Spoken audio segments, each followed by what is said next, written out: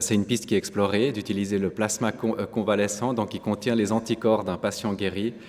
L'idée, ce serait donc de l'administrer pour neutraliser le virus du patient à traiter.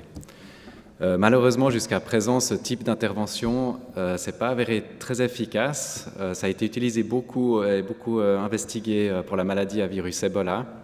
Et on s'est rendu compte que souvent la quantité d'anticorps présents dans ces plasmas de personnes donneuses ne sont pas suffisants pour neutraliser la masse de virus qu'il y a dans un patient infecté. Maintenant, est-ce que c'est la même chose pour Covid-19 ? On ne sait pas. Ça reste une piste à explorer. Elle est explorée de manière plus intense dans certains endroits du monde. C'est une piste qui est explorée de manière plutôt modeste au sein des HUG.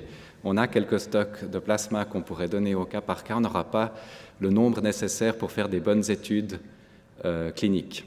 Et comme pour les autres interventions thérapeutiques, on a besoin de bonnes études pour affirmer la présence ou l'absence d'une efficacité. Du point de vue du mécanisme d'action, probablement que ce sera plus intéressant de sélectionner les patients chez qui on peut donner ça très tôt, au moment où la multiplication virale est active, avant l'apparition de la phase très inflammatoire qui cause les dégâts, notamment pulmonaires. Peut-être qu'une autre indication serait certains patients bien sélectionnés qui sont hospitalisés et chez qui on observe qu'ils n'arrivent pas à se débarrasser du virus, chez qui on documente la persistance d'une charge virale importante.